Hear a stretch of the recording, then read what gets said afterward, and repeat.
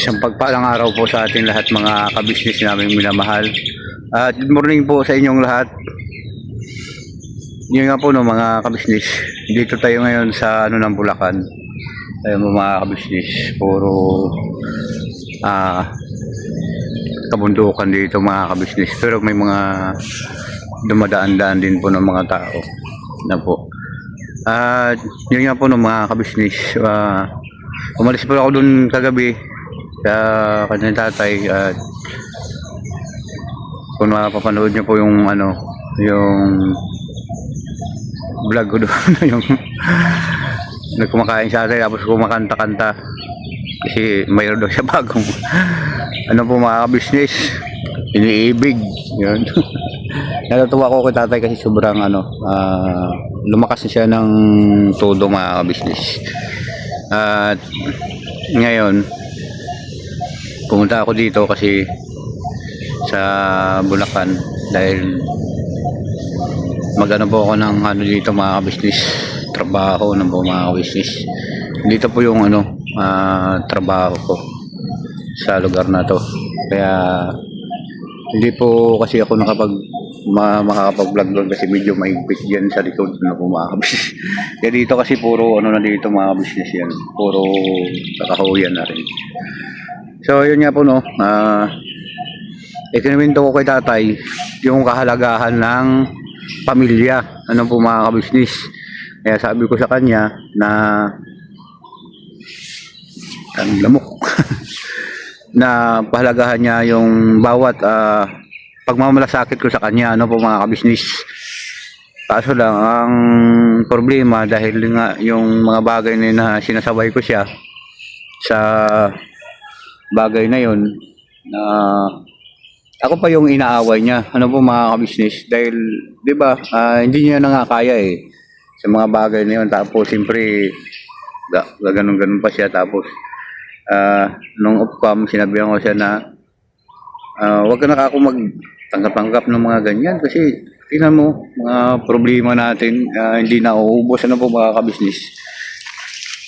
Ngayon ang sabi sa kanya ngayon dahil parang sila pa yung gusto mo na kasama mo maghanap ako ng trabaho na iba medyo malayo sa'yo para maramdaman mo yung tunay na pamilya at hindi pamilya po mga kabisnes kasi pinapahalagahan mo siya alos yung trabaho ko pinagpapalit ko na sa kanya po mga kabisnes tapos hindi niya pinapahalagahan yung pagod ko yung mga pagsisikap ko na maging maayos siya at napalagay siya sa sa magandang sitwasyon mga kabisnes yun nga at malungkot din ako mga kabisnes na lalayo ako kay tatay at syempre po hindi ko po alam kung yung lagay niya ngayon doon o kaya may nag-asikaso sa kanya o kasi po mga business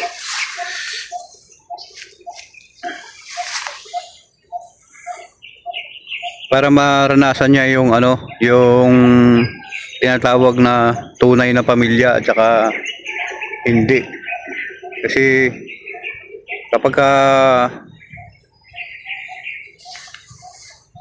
sinasabihan mo siya hindi siya nakikinig tapos yung gusto niya lang sinusunod niya sabi ko sa kanya wag ka nang gawa ng hindi karapat-dapat na katulad niyan paano maging karapat-dapat yan mga kabisnes kasi may edad din siya tapos nagkakaroon pa siya ng may mga pumupunta dyan pinagmamalaki niya pa na may hindi na nga kaya babae hindi na rin kaya mga business tapos yung pinagsabihan ko siya galit pa siya sa akin kaya pasensya ka na Ray at para malaman mo rin siguro mga ilang araw lang po yung mga kabisnes o kaya kung hindi ko matiis talaga na nag-alala sa kanya uwi rin ako kasi parang mga kabisnes parang nagbibilang na nag-araw wag naman sana kaya nga sabi ko nga sa kanya pinagpapalit ko na nga yung hindi na nga ako ginagawa mo para makipabuti ka lang na ganun. Tapos lilinis ko yung mga lahat-lahat na kalat mo dito. Tapos ganun. At kung halimbawa po naman kasi mga kabisnes, nagsabi naman ako doon sa mga kapitbahay na pagka may mga problema na darating doon, tatawagan na ako kasi kailangan ko talaga mga kabisnes trabaho ng medyo okay kasi tulad po ngayon mga kapapi, mga kabisnes. Ayun, at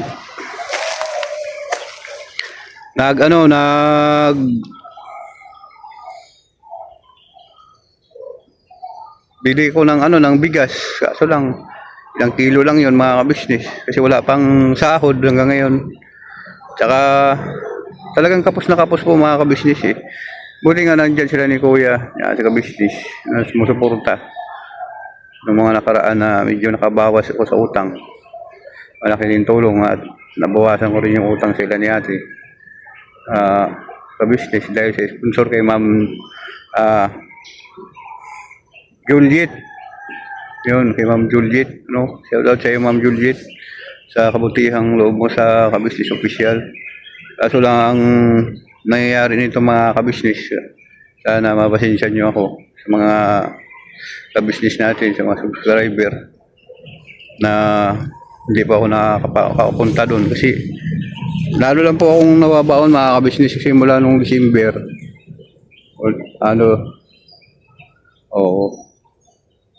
December, wala rin talaga mga kabisnes halos sa 2 buwan 10,000 lang yung pinasahod ni Kuya sa akin, 10,000 lang. Wala namang talaga mga kabisnes, walang tawag nito, walang dagdag na income.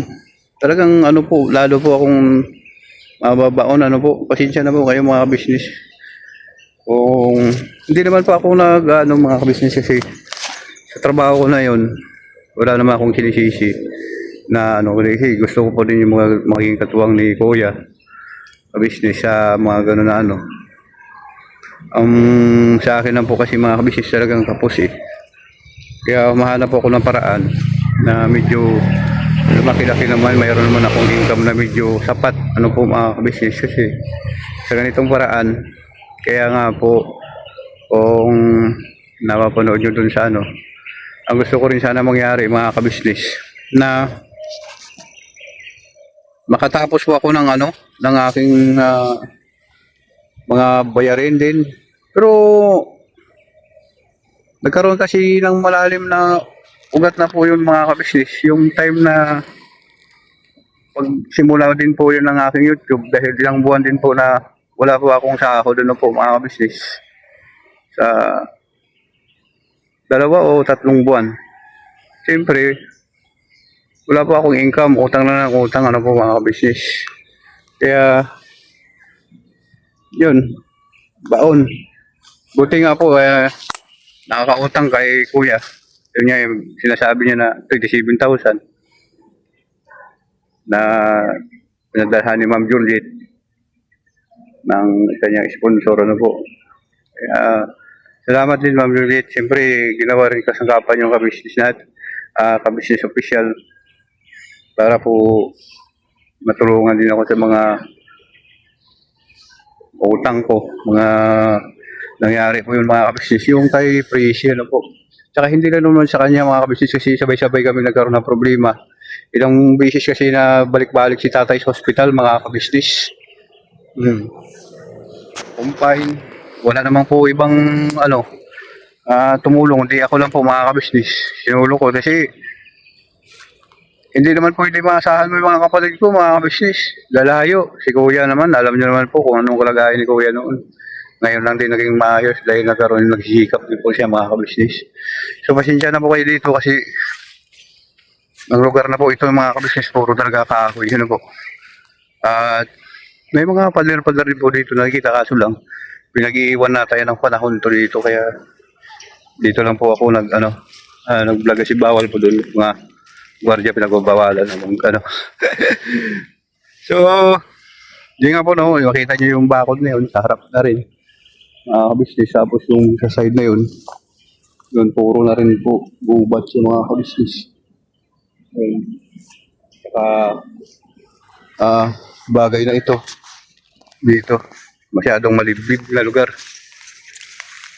So, yun yan po no mga kabisnes. Siguro kung matuloy ngayon yung trabaho namin dito, tatagal pa ako dito mga kabisnes. Pero kung hindi, mamaya siguro ng hapon, babalik ako kasi meron naman akong motor para bumalik agad ako. Kasi parang ano po mga kabisnes, sinakabahan ako para hindi po ako komportable sa kay tatay. Ano po mga kabisnes, alam po talaga na ako lang din ang kanyang inaasahan. Bagamat masama ang timplada ng panahon nung kagabi kasi na hindi maganda yung niya sa akin na wala rin puro ka lang sa akin eh. Wala na tayong makain. Sabi ko may bigas pa naman diyan. May ulam pa, di ba? Yun, may pa tayo. Ang gusto niya kasi po mga kabisnes, tulong din sa kapatid ko. May hingi siya sa akin ng wala man akong padala kasi may sakit din po yung kapatid ko nasa probinsya. Ano po mga kabisnes. Kaya sinsya na po kayo sa akin mga kapapi, mga kabisnes.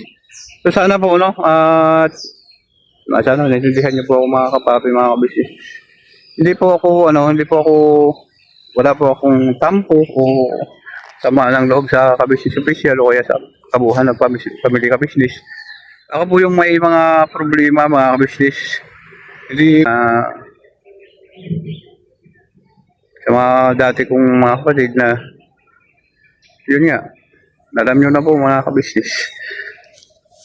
So sana maintindihan nyo po ako mga kabisnes.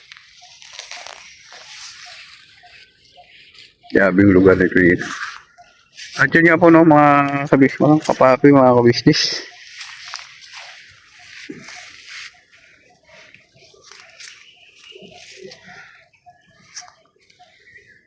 At hanggang dito na lang po ang simpleng vlog na ito mga kapapi, mga kabisnes. Maraming salamat sa inyong pagdusama, tulong at suporta sa Kabisnes Official at Papa Dins TV, BishKB Official at Family Kabisnes, Primus Budang Official sa mga patigwagwang. At siyempre sa inyong abang lingkod, Kagwang Damulag, 2.0 Official. At lubos po kami nagpapasalamat sa inyong lahat po mga kabisnes, mga subscriber, viewer, mga sponsor, sa lahat po sa Luzon, Visayas, Mindanao. Magandang umaga, magandang tanghali, magandang hapon, gabi at God bless po sa inyong lahat mga kabisnes, sa mga kabisnes natin yan, si Bayong Dagat. Ingat po kayo dyan mga kabisnes namin minahal. At I love you all po sa inyong lahat. Never say goodbye, tomorrow is another day. Birabanat lang po tayo mga kabisnes.